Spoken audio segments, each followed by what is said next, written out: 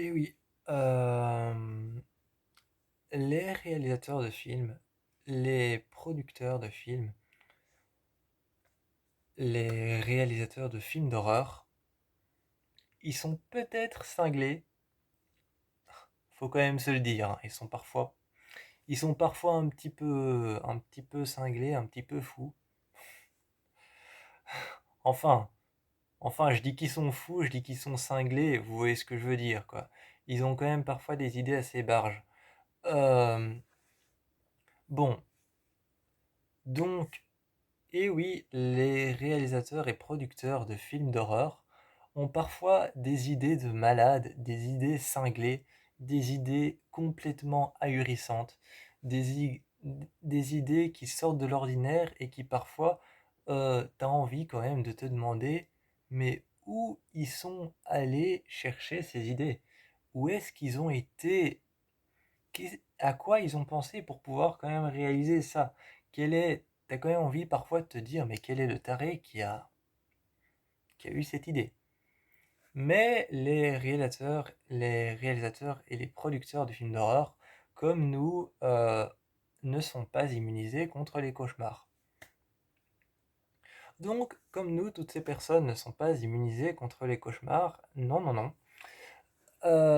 Ces personnes ne sont pas immunisées contre ça, et ce qui donne parfois la naissance de certains films. Ce qui a donné la naissance à certains films d'horreur, c'est que parfois les réalisateurs avouent avoir fait des cauchemars et ça a donné naissance à certains films d'horreur. Comme par exemple un film d'horreur qu'on connaît tous, enfin pratiquement tous parce qu'il est très connu ce film d'horreur, c'est It Follows. It Follows est un film d'horreur qui est vraiment très très connu. C'est un film d'horreur qui est vraiment très très connu et qui a eu beaucoup beaucoup de succès. Et It Follows, en fait, il est né d'un cauchemar qu'a fait le réalisateur du film, où il rêvait que quelque chose, une chose presque humaine, le suivait, et cette chose, si elle t'atteignait, si elle te touchait, eh ben, tu mourrais, et si tu avais des rapports avec elle, euh, elle, euh, elle pouvait te tuer en ayant des rapports avec toi. Et il a affirmé d'ailleurs dans son rêve, il a affirmé que ce rêve, il le faisait régulièrement étant petit, étant plus jeune, à son adolescence. Donc il y a déjà quelque chose qui match, il a avoué faire ce rêve euh, lors de son adolescence. Donc quand tu découvres qui tu es, quand tu découvres ton corps, ton orientation sexuelle, etc., eh bien il a avoué faire ce rêve, un rêve qui était devenu récurrent, enfin un rêve, un cauchemar qui était devenu récurrent, et cauchemar qui parle quand même d'une chose qui te suit, et si tu as des rapports avec elle, elle te tue. Et il avait avoué lors d'une interview sur le film It Follows, il avait avoué que justement, même un préservatif ne pouvait pas te sauver de cette... même, même prendre la pilule pour les femmes, ou alors un préservatif ne pouvait pas te sauver contre cette chose. C'était impossible. Et il a dit dans son cauchemar que c'était impossible de lui échapper.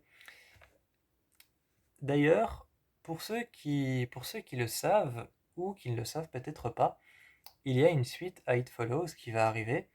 D'après l'actrice principale du film, j'ai oublié son nom, mais c'est une super actrice qui a joué dans le nouveau film d'horreur Longlegs. Et eh bien, d'après cette actrice qui a posté sur les réseaux sociaux un post en disant que le deuxième chapitre de It Follows allait être encore plus terrifiant et plus malsain que le premier. Et le deuxième chapitre va s'appeler Day Follows. Ce qui en anglais, parce que It Follows en fait en anglais veut dire ça suit, et Day Follows, si je me trompe pas en anglais, ça veut dire ils suivent. Donc il y en aura peut-être plusieurs, mais d'après l'actrice principale du film, il sera encore plus terrifiant. Il y a un autre film d'horreur aussi qui s'appelle The House et qui a un autre nom aussi, un nom particulier. Il a un nom très particulier ce film, mais il s'appelle The House. Et The House raconte l'histoire en fait de jeunes enfants qui se réveillent une nuit dans la maison. Ils se réveillent une nuit et ils sont seuls. Leurs parents ont disparu, ils sont partis. Et leurs parents sont partis pendant la nuit, ils ont disparu, je sais plus trop quelle est la raison.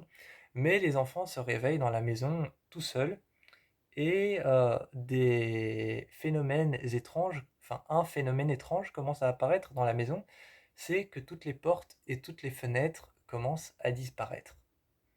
Donc toutes les portes, ça j'avoue que j'ai vraiment très envie de le voir ce film. J'ai vraiment très envie de le voir ce film parce que, à mon avis, c'est un film qui serait capable de me rendre claustrophobe et, euh, et parce que je suis une vraie flippette devant les films d'horreur. J'adore les films d'horreur, mais je suis une vraie flippette en ce qui s'agit des films d'horreur que je ne connais pas. Et The House, ça raconte l'histoire de ces enfants qui se réveillent la nuit sans leurs parents et les meubles, le mobilier et surtout les fenêtres et les portes commencent à disparaître et ils se retrouvent prisonniers dans la maison. J'ai vraiment envie de voir ce film, j'avoue que même là je suis en train d'y penser, je me dis où est-ce que je pourrais le trouver. Ce film est né d'un cauchemar qu'a fait le réalisateur où il était dans une maison tout seul et les fenêtres et les portes commençaient à disparaître et il se retrouvait enfermé entre les couloirs. Donc voilà, certains films d'horreur naissent de cauchemars que font les réalisateurs. Comme le film It Follows, le film Day Follows, que je n'ai pas encore parce qu'il sort en 2024. Enfin, il est censé sortir en 2024 ou 2025, ça dépendra de comment et quand est-ce qu'ils vont le faire. Parce que de ce que j'ai lu, ils sont encore qu'à l'écriture du film. Donc il sortira sûrement en 2025 ou 2026, à la sortie de Avatar 5. Euh, donc voilà, certains films d'horreur naissent de cauchemars terribles que font les réalisateurs du film. Parce que comme nous, ils ne sont pas immunisés contre ça. Je vous fais plein de bisous et dites-moi si vous avez découvert des films.